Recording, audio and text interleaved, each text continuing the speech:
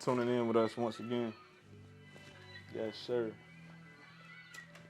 Everybody had a good day today. I know I did. Got me a workout in. Bless. You know, put a little money in my pocket. Let the church say amen. Yeah. Oh, wow. You know, everything all right. Everything all right. Another day. Another day to pay homage to what? To hoops. It's a beautiful thing. Got some special guests. We got goddamn live studio audiences and shit now. This shit getting crazy. Oh my God. I wasn't prepared for this, mama. This shit coming, man. This shit a beautiful thing. Amen. Yes, sir. Amen, mama. You know she tuned in. She might send a picture. She sent her picture like goddamn. She on the damn show. I love her to death. That's my baby.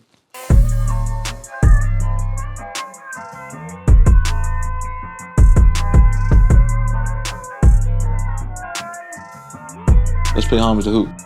But yeah, we know we are. We know what we're doing. So let's do it. Let's pay homage. Let's do it again. Get it. Episode 7. This episode 7? Damn. Episode 7, homage to hoops. And we got another special guest once again. You know, one of my guys, dog. You know, man, can't believe you're here. My guy, Dallis Joyner. Yeah. Appreciate you here, brother. Appreciate you, man. Appreciate you for having me. Oh yeah, you know I had to have you, bro. You know you one of my good guys, one of my good friends, man. And it's crazy because you know you're a guy I used to see, bro, on the court before we go any further. You know, I used to see in high school, bro, and I'm like, who the fuck is this big ape of a nigga of a man? Bro, you 16 years old. He a junior, I'm a freshman. What? He's 16, 17. Who is this big motherfucker out here like this? He supposed to be goddamn gone somewhere. They told me you was a junior. I said, God. And I real shit, I like the way you played because you was different from all the other bigs. A lot of them in our era, yeah, they go hard and they what, but I could tell like you don't fuck with Dallis, bro. You know what I mean? Coach Mabry, he was big on you, boy. Shout out to Coach Mabry, boy. He was big on you. He was like, hey, that Dallis shit, because you know y'all came in our house. You know what I mean? Yeah, a couple of times. He was, you know what I mean? So just great to have you on the show. Shout out to Coach Mabry. Shout out to all the coaches, man. All the great coaches, man, that helped us along the way. Yeah, that's what I'm big on now is hooping, playing in the community, and making sure these young guys are playing the game correct, and really embracing the game, leaning into the game instead of leaning into the streets or whatever the case may be. So, you know what I mean? It definitely saved my life, 100%. I can honestly say basketball definitely saved my life, 100%. Hey, that's respect. So, you know what I'm going to say, what I always say, let's pay homage to hoops. So, your story a little bit different in the beginning though, bro. You know, a lot of people started, you know, they coming up, hey, they playing the rap. They started with the, you know, as a youngster with the rock. Yours a little different. You know what I mean? Yeah. You came up, goddamn, you was a bully on the block. Yeah. You know what I'm saying? You was doing your thing on the block. You was finna on your own. Let's talk about that. Let's talk about your upbringings and you know where you from. Everybody, we know you from Norfolk. You know, let's talk about how Ocean View and all that's been influenced on your upbringing. You know what I'm Ocean View. I think I moved to Ocean View when we was about 13. Around we moved. I was probably like 12, 13. I left Rosemont, went to Northside, and then that's when I got introduced to the gang culture and the streets. And mama was at work. I'm babysitting my sister's son, and I'm going outside. I know we ain't got it, so I'm trying to figure out how to get it. And that was what it was. I started leaning into the streets first before I ever touched the basketball. You said how old were you? 12, 13. I'm outside, you know what I'm saying? Mom Deuce was at work, and it was like, all right, what we doing? Me and little bro got to eat. Right. There ain't no food in here. Facts. I'm going to go get some money so we can go get some McDonald's or something. Right. You know what I'm saying? So that was the mentality early. So the hunger was always there. It was just now like transitioning it from something like the streets into something positive, which it was kind of a seamless, that was an easy thing because I had done a lot early. So I had fought and gang banged and got kicked out of school, and people respected me early, so I ain't really had to, once, you know what I mean, I was like, yo, I'm doing this, I'm playing basketball, man. Everybody was like, yo, we see what's going on. Everybody going to jail, getting locked up, getting killed around us. So it was like, yeah, you need to play ball. You know what I'm saying? So it wasn't no hard transition from going from just being all the way street to actually, because it was fun. It was like, yo, we going to Florida. They Right. paying for me to go to Florida. They buying me sneakers. Right. Like stuff that The I shit never you had. got, right. You know what I'm saying? I was wearing accolades and small shoes. privilege. I didn't even have shoes to fit, bro. So you know what I'm saying? Right, that's a difference. Y'all, what's up with it, young world?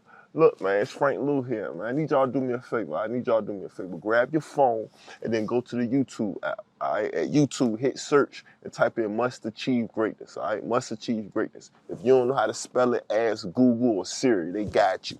Look, once you go onto the page, go ahead, hit the page, hit the link, go ahead, hit subscribe, man. Like all that king shit we got going on there. All right, y'all stay tapped in with the king, man. Holla at me. Yeah, my mom, definitely. My mom, shout out to my mom. Love my mom. She was on drugs. She crack era. You know what I'm saying? So yeah, hold on. Before we're gonna get there. Let's talk about that. So before the basketball get into your hand, you say you was running the street. Now, what type of stuff were you doing out there? Like, and what made you draw to the gangs? You know what I'm saying? What made you draw to the gangs? Well, just needing love, honestly, and you know what I'm saying? Because my pops was living in Jersey or something like that. He was a good dude. Was he around as when you were younger? But nah, he wasn't. Nah, like not on a. Maybe when I was real young, but then like it was just us. So, you know what I mean? Like my sister used to date, dudes. How old was your dudes. sister? So how old was your My sister? sister 5 years older than me. So, and I got an older brother. My older brother jumped in the. Mom dudes kicked him out early. He jumped off in the streets. Yeah, he was gone. But he ain't never go too far. Because if he would have went too far, we would have all went too far. So let's talk about that. How was his influence? Seeing him getting kicked out the house. How old was he? How many years older is he than you? He 10 years old. We all 5 years apart. So that's a bit. You know what I mean? That's a bit. That's a decade. You know what I mean? Yeah. So you 12, he 22. So you seeing that him out the house, and you know how he carrying it, how he living. Right. How's that influence on a young Dallis? Shit, it's like the same type thing. Like I can't, like at this point, I can't go get a job because you got to have a work permit, right, here in Virginia. So I'm not thinking like, start a business. Yeah, I'm not even thinking that. Like this wasn't that time. You know what I'm saying? So it was like, all right, well, who's making money around me? My sister boyfriend making money. He hustled. Well, yo, what you got going on? How you doing that? You know what I'm saying? And it's not cool at all. You know what I'm saying? But that's what it was at that time. Especially the internet wasn't what it is now. People were really outside, you know what I'm saying? Let's talk about that. I picked my neighborhood based on how many people was outside. We rode through, my mom we had a fire in my apartment. We got kicked out. We lived in the shelter on out Park Place on like Colonial twice. We was homeless 2 or 3 times. And this before 12? Yeah, this all young, early, super young. So we bounced around. I've been bouncing around all Norfolk. We stayed out Berkeley, stayed out Norview. You know what I mean? Got kicked out, whoop-de-whoop. Then we had a fire, ended up going back to the shelter. But then I had a homeboy. I had been going to the north side, so I had a homeboy ride through the neighborhood. I see 30 niggas with, you know what I mean, red flags. And it looked like, it's hood, but it looked like love. Like, that look like homie. Yeah, it's so like, yo. That's one thing I want to talk about. No fear in that.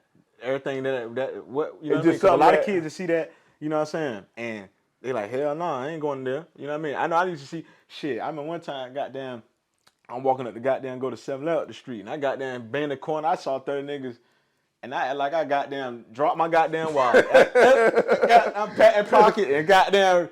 You know what I'm saying? I don't know what it was. I know how that shit goes. So I needed that love at that moment, and like I just got in touch with my dude Fish, like some of the real OGs from out Ocean View, like. Fish. Yeah, Fish, and it was the dude who got me started rapping before I ever started playing ball.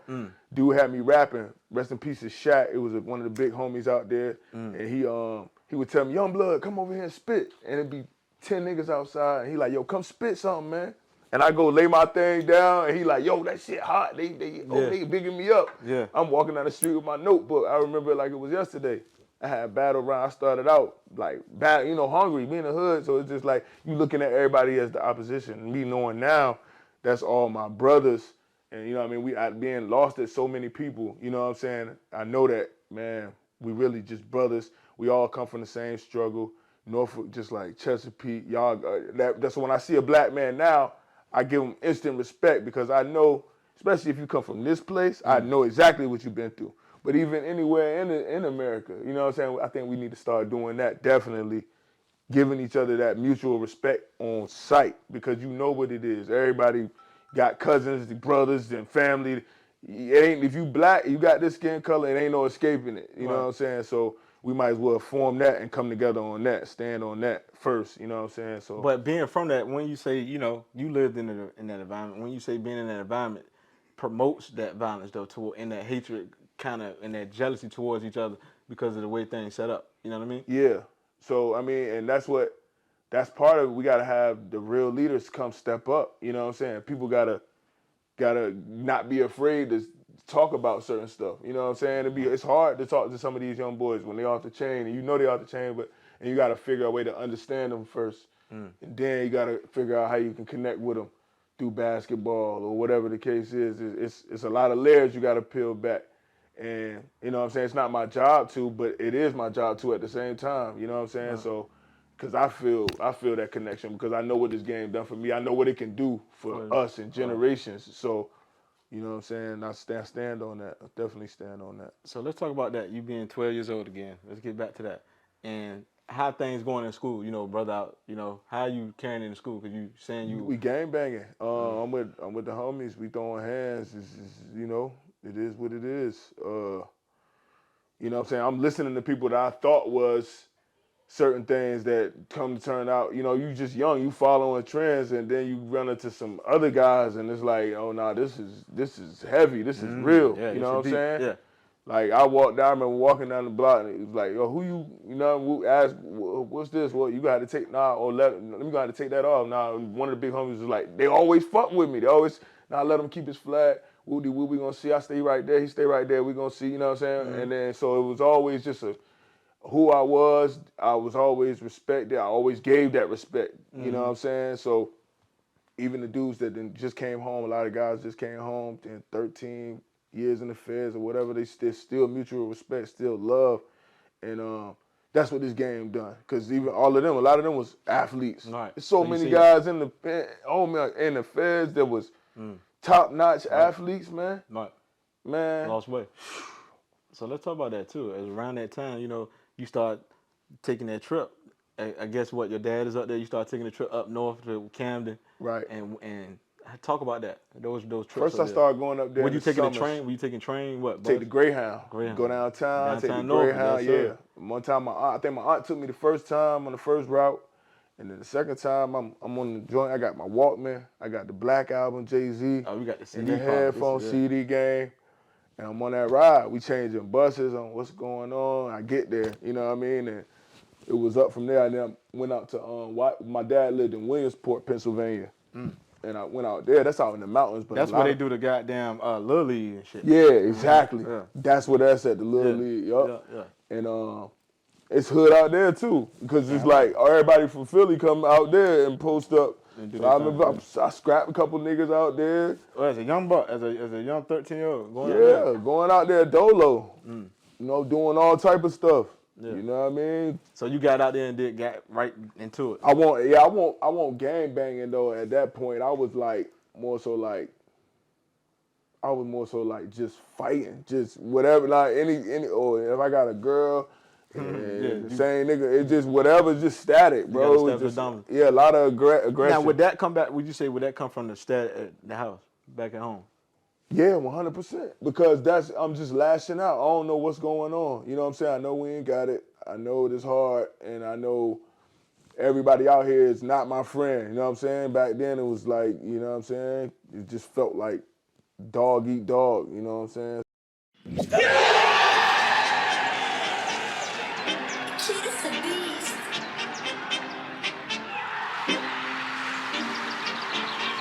What up, Vinny? So, when did you realize this though, bro? Because that's heavy as a youngster before 12. Like, what age would you say you realize, like, God damn, I'm seeing shit at a different speed than the next goddamn 8-year-old or the 9-year-old or whatever. You know what I mean? Yeah, that shit just, I can't even really, to think back to that moment, I'll probably say, because I dealt with death early. My grandparents passed. So seeing that transition of our lifestyle from when my grandparents was alive, because my grandfather was military, he had a house, you know what I'm saying, to then moving out Berkeley, out Bell Diamond, you know what I mean? We in, shit by your income, you know what I'm Yeah, saying? yeah. Just by, you know what I'm saying? So low income housing and shit. And then we moved into their house. We couldn't keep that up. My mom couldn't keep that joint up because she didn't know how. She was a young mom still, you know what I mean? Her parents died. So we ended up losing the house. Then we moved out Johnson Square, out Northview, out the hole. We stayed out there.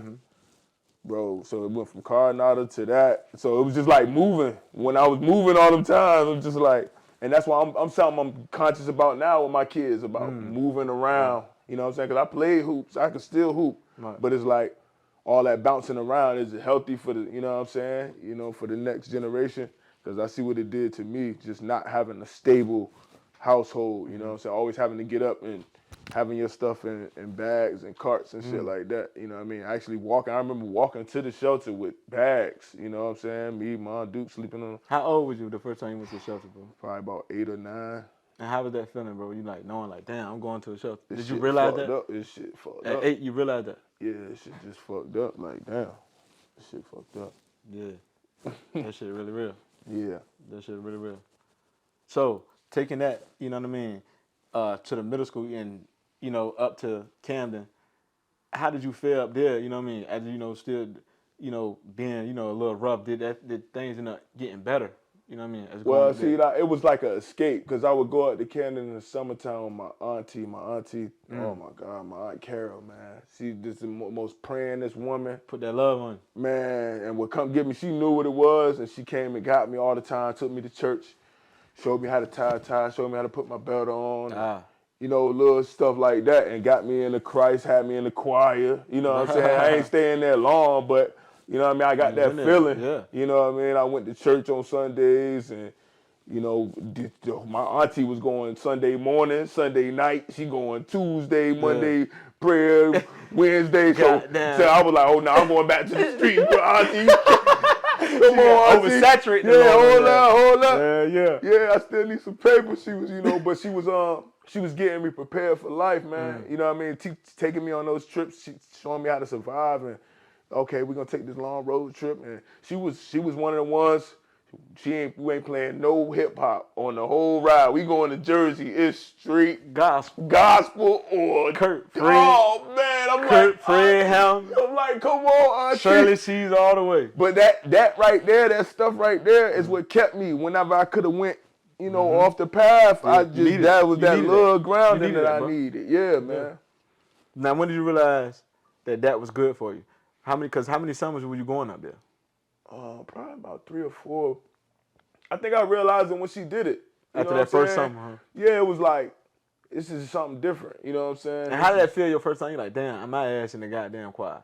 You know what I mean? Yeah, shit. And like, you actually liking it. I was soaking it up. Yeah, I was soaking it up because with girls in there, you know what I'm saying? I was getting my little feel, like, you know, I was just getting a feel for being a young man, like, you know. Yeah.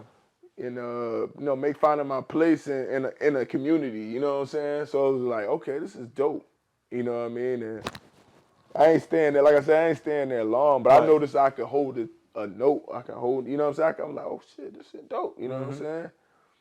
One of my biggest things is like, man, I wish I would have cultivated that early, because that was my love for music right there, you know what I'm saying? It's like, it was little nuggets that God was showing me, you know what I'm saying? The rapping with the homeboys. Yeah. Then going up there and being in the choir. Yeah. Little shit like that. Always. The music was always there. Mm-hmm. So let's talk about you coming home. Did you get back in school? Yeah, I went back. Came straight back from after I finished school in Williamsport. I came back, went straight to Granby that summer. So you ended up staying up there and doing the years. I did it. Yeah, I finished in my 8th grade. No basketball at that time still. No sir. Not even thinking about it. No sir. I'm walking around. No sir. I'm in a different mode. 6'5" and all. 6'5" and all. 6'5". 8th grader. Walking around on dumb shit. Still on it. Still on it. I ain't thinking about it. Never. Somebody tried to come get me. I would say shout out to Coach Jonathan. They tried to come get me one time and play. They took me to an AAU tournament. I ain't know what the fuck was going on. So somebody tried to get me, but it wasn't. That shit ain't click. Like, I'm still out here, man. Yeah, that's supposed to be like big uncle, cousin, somebody. Hey, bro. Hey, you know what I mean? You need to do this, nigga. Like, you know what I'm saying? So it was all right though. You know what I'm saying? I caught it when I did 9th grade. Yeah, so shout out to my brother Jesse. right. So before we get there, you going back since you saying y'all was bouncing around and whatnot. Did you know you was going to Granby? That was the question. So this is how I said I picked my neighborhood because my mom was looking for a place, and I'm like, yo, I seen a for rent sign right across the street, and I'm like, you know what, man? I told my mom like they gonna jump for rent. You know, my mom wasn't paying attention for real, like zoomed in on what was really going on. My mom didn't catch on to a lot of things till later because of drugs and shit like that. So, I picked that, and then so I knew he was going to Granby, but that wasn't even a thing where he was going to school. You know what I'm saying? Yeah. Nobody, that shit was whatever. School was just school.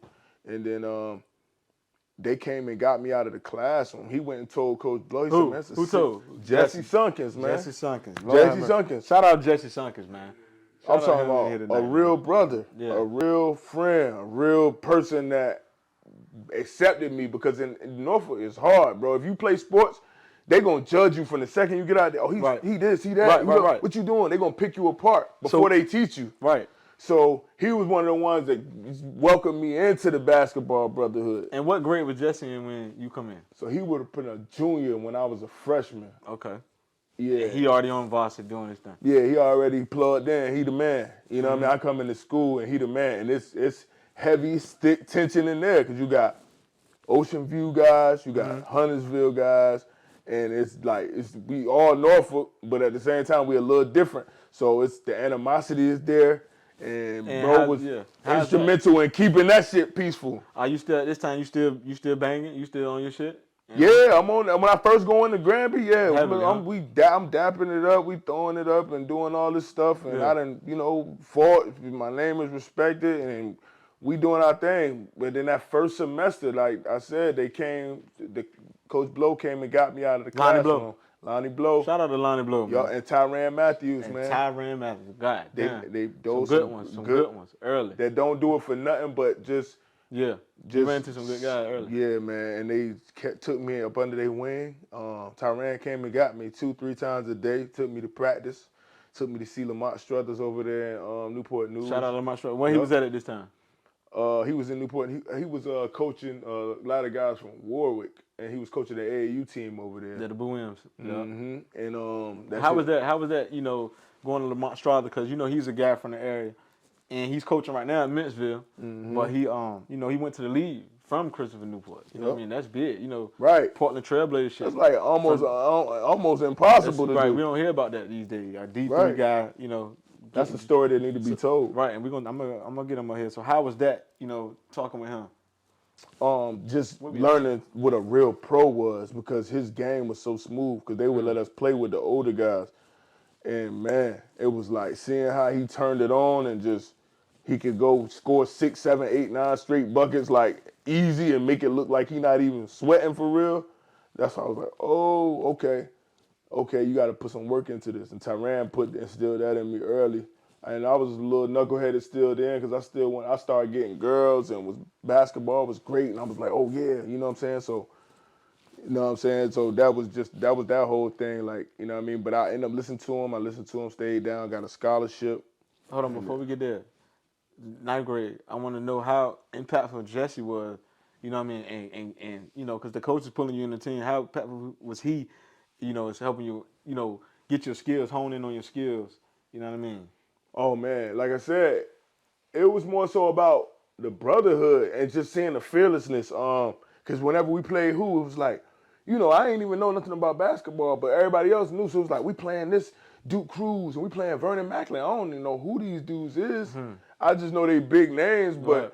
You know what I mean? But Jesse like, hey, bro, we got to go. We got to play. You know what I'm saying? That same energy every time. Like, we got to put on. So I never was scared. You know what I'm saying? I never was like, oh, man, like, damn, they ranked this, that, and the third. It was like, bro, fuck them niggas, like, respectfully.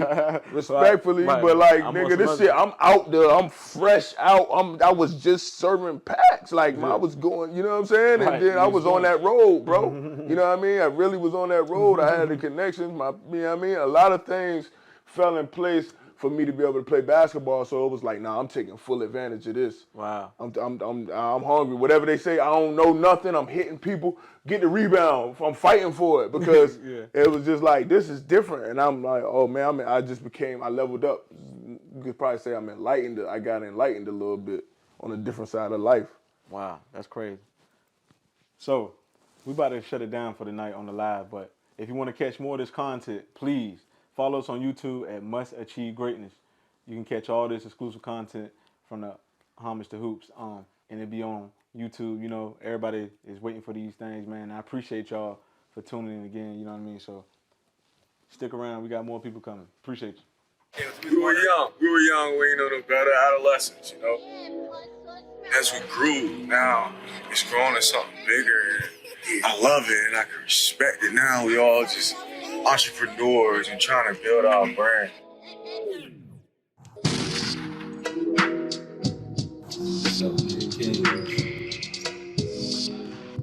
MAG it's a brand, you know. The acronym Must Achieve Greatness. Striving for greatness. King shit.